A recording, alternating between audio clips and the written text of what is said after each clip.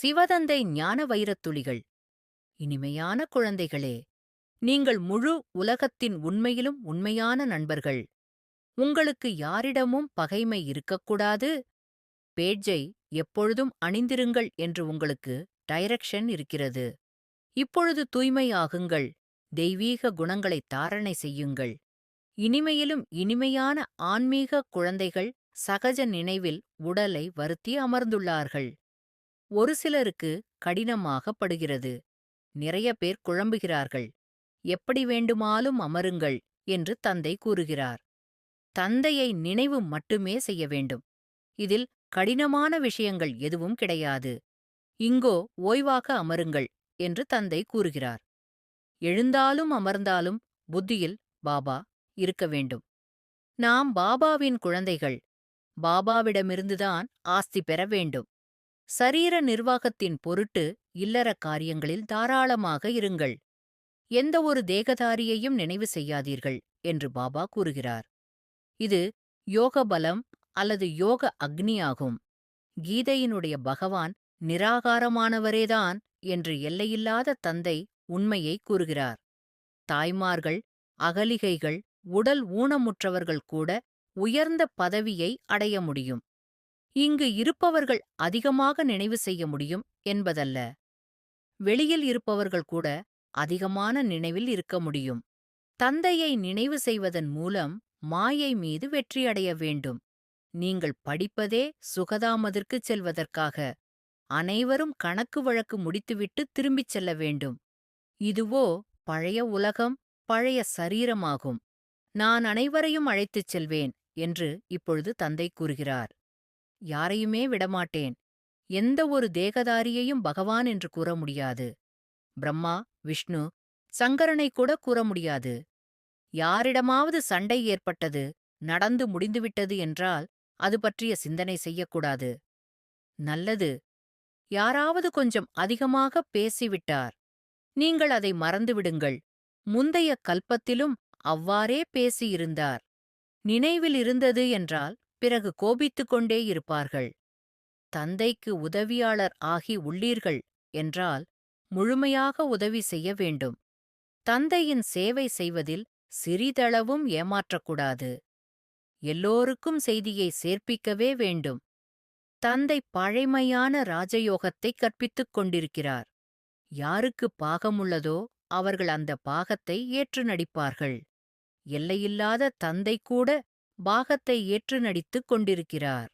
கடைசியில் புத்தி எவ்வாறோ அவ்வாறே கதியாகிவிடும். நல்லது. சிவதந்தை தந்த வரதான நினைவின் பிராப்தி. Manifestation of this day. ஓம் சாந்தி. இனிமையிலும் இனிமையான எல்லையற்ற அன்பின் மகாசாகரம் என் பிரியதர்ஷன். சிவதந்தைக்கு சிநேகக் குழந்தை மாஸ்டர் அன்பு கடலாகி அன்பு நினைவுகள், வணக்கங்கள், நன்றிகள் சமர்ப்பித்து பேரானந்தம் பெற்றேன். நான் ஜோதி பிந்து ஆத்மா. எனது பவித்திர பிரகாசம் இரு புருவங்களுக்கிடையே ஒளிர்கிறது. நான் பரமபிதாவின் குழந்தை. அன்பின் சொரூபம். அன்பே எனது மூலாதாரம். அன்பின் மூலம் பாபாவின் இதயத்தில் இடம்பெற்றிருக்கிறேன். பாபாவின் அன்பு எனது ஆன்மாவின் உயிரோட்டம். அன்பு என்னை சிநேகியாக ஆக்கியுள்ளது. ஞானம் எனது கண்களைத் திறந்துள்ளது. எனது புத்தியை நிரப்பியுள்ளது.